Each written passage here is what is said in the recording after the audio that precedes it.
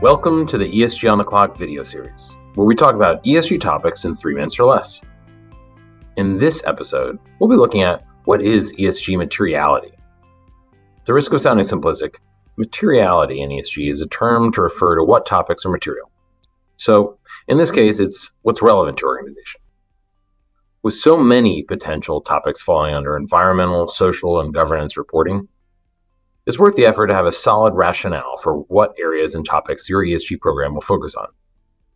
Keep in mind the purpose of your ESG program when thinking about what's material. Many organizations have multiple reasons for developing an ESG reporting initiative, such as impact on brand and product value, or employee recruitment and retention. Certainly, investor and customer interest would be important drivers, as is regulatory compliance. Those reasons should impact where you focus your ESG initiative. The topics that are more material to your business may be industry-specific or even organization-specific, depending on your mission, products, and services.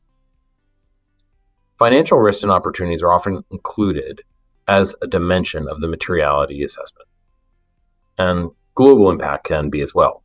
In fact, the term double materiality refers to looking at topics from 2 viewpoints. The first lens is how your organization is impacted by sustainability topics, often from a risk and opportunity perspective. The second lens is how your organization's activities impact society and the environment. In short, ESG materiality isn't overly simplistic. There's a fair amount of planning that goes into materiality. You'll want to look at the drivers of your ESG initiative, identify topics that align to those drivers and your industry, assess a potential impact of the topics, and then seek stakeholder feedback on prioritization. We hope you've enjoyed this episode of ESG on the Clock. There's more to come. See you again soon.